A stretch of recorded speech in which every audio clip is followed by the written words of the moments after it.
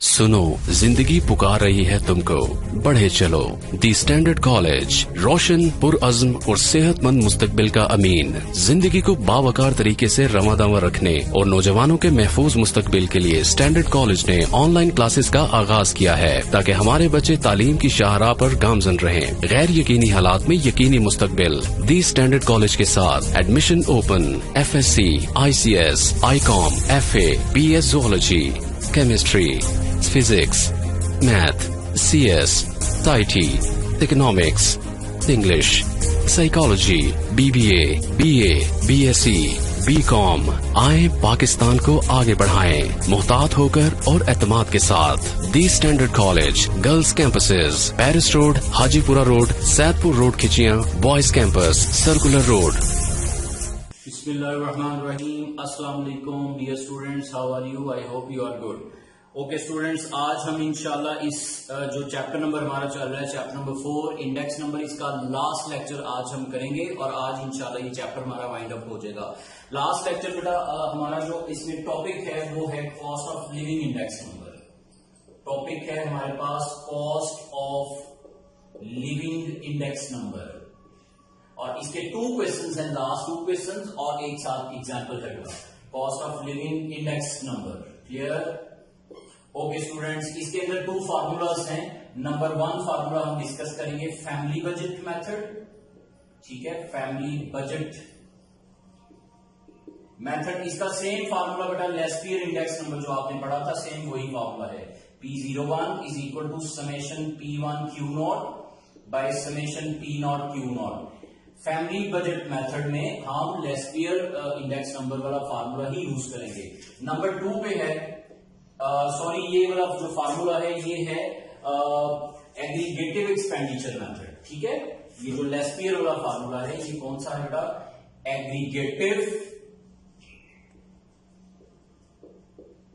Expenditure method, ये आप याद रखिएगा।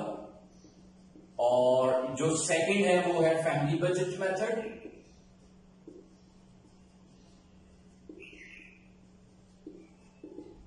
इसका बेटा फार्मूला है summation WI over summation W, where जो W है बेटा वो होता है P0 Q0 और I आप किस तरह फाइंड करेंगे? ये बेटा आएगा P1 bye P0 multiply by 100।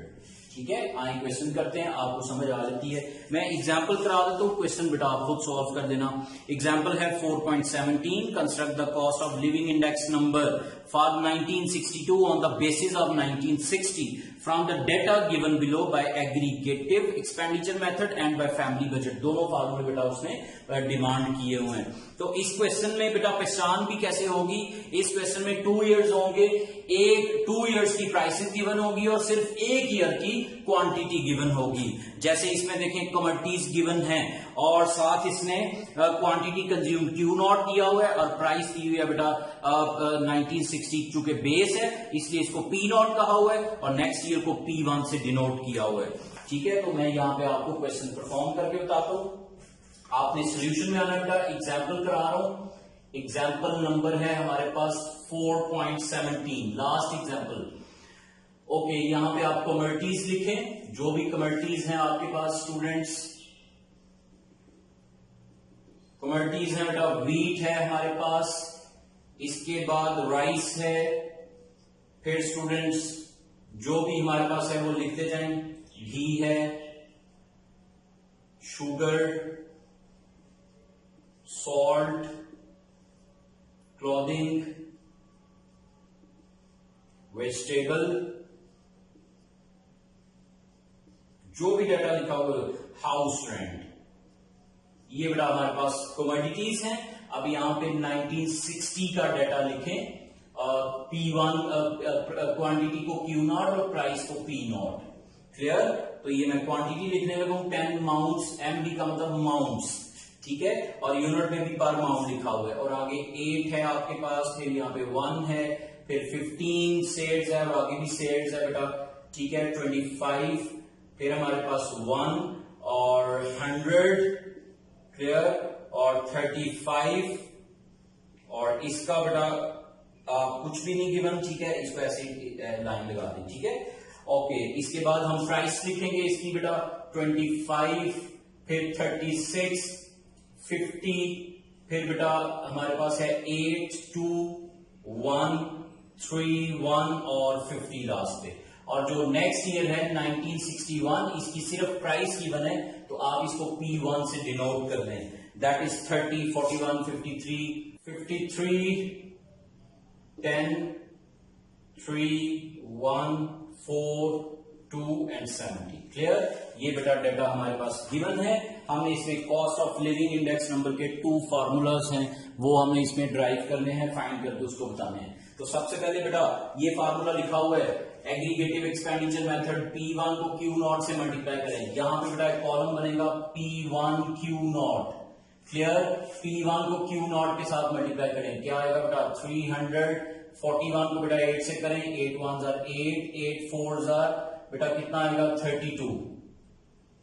फिर आप 53 आ गया बेटा, फिर 10 को 15 से 150, 3 को 25 से 75, 1 को 1 से 1, 4 को 100 से 400, 2 को बेटा 35 से 70 और 70 नेक्स्ट बेटा ये वो 0 कंसीडर करेंगे हम।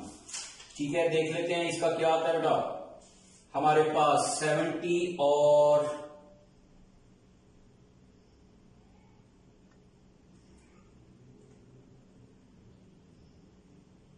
ये 0 है तो वो 0 ही कंसीडर होगा बेटा। ठीक है, अब हम इसका समेशन करेंगे।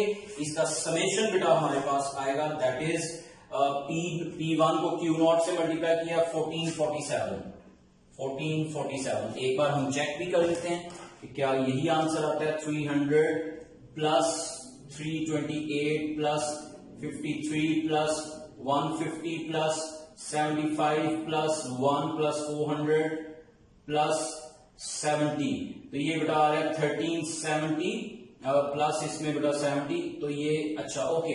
यहाँ पे फिर हम 1 कंसीडर कर लेते हैं। ठीक है, उसने बाय मिस्टेक यहाँ पे कुछ भी नहीं लिखा हो तो आप 1 कंसीडर कर लें, तो ये 70 आ गया बेटा, तो यहाँ भी 70 आ गया, तो फिर आता है 1447। क्लियर? ओके स्टूडेंट्स, नेक्स्ट में देखिएगा हम फाइंड आउट करेंगे P0 Q0। Same last lecture repeat हो रहा है हमारा। P0 Q0 का मतलब है P0 को Q0 से मल्टीप्लाई करें तो ये आएगा 250, 36 को बेटा 8 के साथ मल्टीप्लाई करते हैं तो ये आएगा 288, 50 को 1 से दैट इज 50, 8 को 15 से मल्टीप्लाई करें तो ये हमारे पास आ गया 120, फिर 2 को 25 से दैट इज 50, फिर 1, फिर बेटा 300, फिर 35 और फिर आएगा 50। इसका भी समेशन कर लेते हैं, देखते हैं बेटा क्या आंसर आता है। 250 और 288, फिर हमारे पास है 50 plus 120 plus 50 plus 1 plus 300 plus 35 plus 50, तो ये बेटा हमारे पास टोटल आ रहा है 1144। क्लियर? 1144। अब आप क्या करेंगे कि इन दो वैल्यू से आप एग्रीगेटिव एक्सपेंडिचर मेथड वाला फार्मूला इजीली फाइंड आउट करोगे। जी बेटा यहां पे फार्मूला लिख रहा हूं मैं, फर्स्ट फार्मूला क्या फार्मूला है, P01 summation P1 Q0 over summation P0 Q0 into 100। ठीक है, वैल्यूज पुट करें बेटा। वैल्यूज पुट करने के बाद क्या आएगा आपके पास,